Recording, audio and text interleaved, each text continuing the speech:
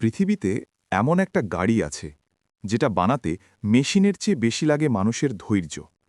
এটা কোনো সাধারণ কারখানা না, এটা এমন একটা জায়গা যেখানে লোহার চামড়া দিয়ে গাড়ি না, তৈরি হয় শিল্পকর্ম।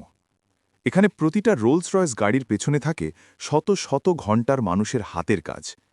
রোবটের শব্দের বদলে শোনা যায় নীরব মনোযোগ, কারিগরের শ্বাস আর নিখুঁততার প্রতি এক ধরনের অদ্ভুত শ্রদ্ধা।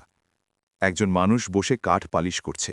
সেই কাঠের টুকরোটা কোনো সাধারণ ড্যাশবোর্ড না, এটা হবে এমন একটা গাড়ির অংশ যেটা হয়তো একদিন কোনো বিলিয়নিয়ারের প্রিয় স্মৃতির সাক্ষী হবে।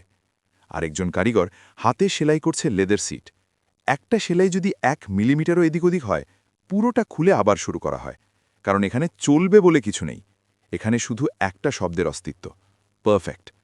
এই কোম্পানি গাড়ি বানায় না তাড়াহুড়ো করে, কারণ তারা জানে তাড়াহুড়ো করে বানানো জিনিস মানুষ ব্যবহার করে, আর ধৈর্য নিয়ে বানানো জিনিস মানুষ উত্তরাধিকার হিসাবে রেখে যায়। একজন গ্রাহক একবার চেয়েছিলেন তার জন্মদিনের রাতের আকাশটা গাড়ির ছাদের ভেতর বসাতে, শুধু একটা আলো না, সেই রাতের আসল নক্ষত্রের অবস্থান অনুযায়ী। রোলস রয়েস কী করেছিল জানো?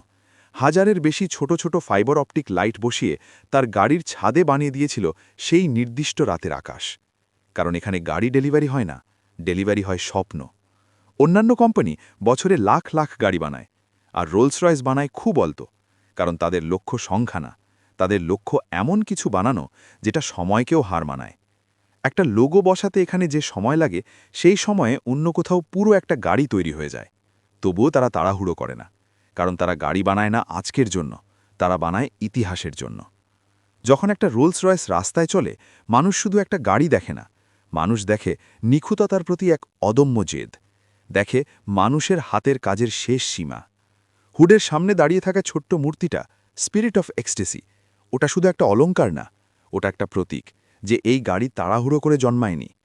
এই পৃথিবীতে অনেক গাড়ি আছে যেগুলো মানুষ চালায়, কিন্তু কিছু গাড়ি আছে যেগুলো মানুষ চালায় না, ইতিহাস চালায়। এটাই রোলস রয়েস।